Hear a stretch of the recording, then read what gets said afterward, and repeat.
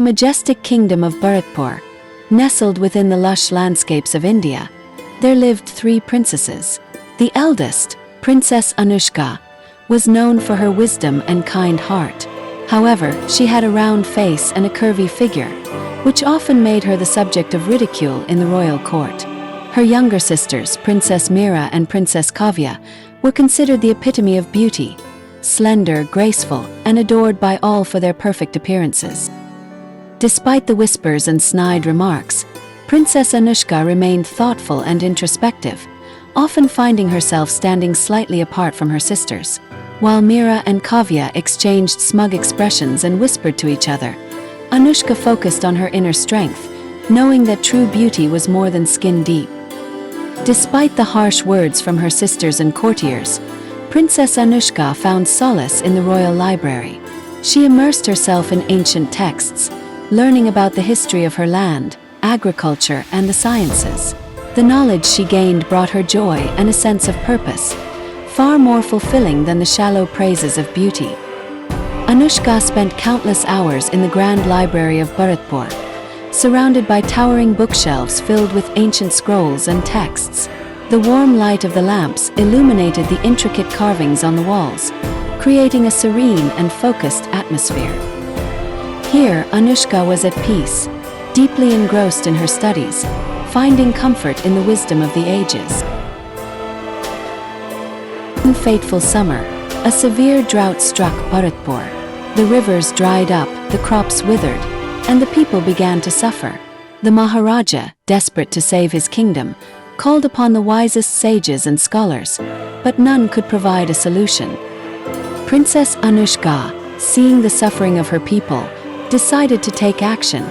She had read about an ancient irrigation technique in her studies that could bring water to the fields, even in times of drought. Although initially met with skepticism, Anuska's determination and wisdom convinced the Maharaja to give her plan a chance. Under her guidance, the workers of Bharatpur began to revive the ancient system. Slowly but surely, the once barren fields started to show signs of life, as water began to flow through the newly constructed channels. The people of Bharatpur, who had once doubted her, now looked upon Anuska with admiration and gratitude. Princess Anuska's plan to revive the ancient irrigation system worked wonders. Under her guidance, the once barren fields of Bharatpur began to flourish again.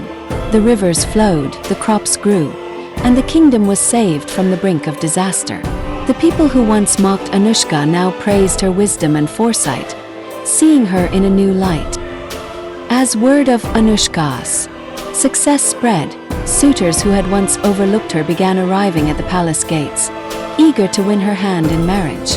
Even the emperor of a neighboring empire sought her hand for his son, admiring her intellect and leadership. But Anuska, having found her true worth, took her time, seeking a partner who would appreciate her for who she truly was. After careful consideration, Princess Anuska chose a suitor who not only admired her wisdom but also valued her for the kind and compassionate person she was. The two were united in a grand ceremony that reflected the joy and relief of the entire kingdom. The people of Bharatpur rejoiced, knowing that their beloved princess had found a partner who truly cherished her.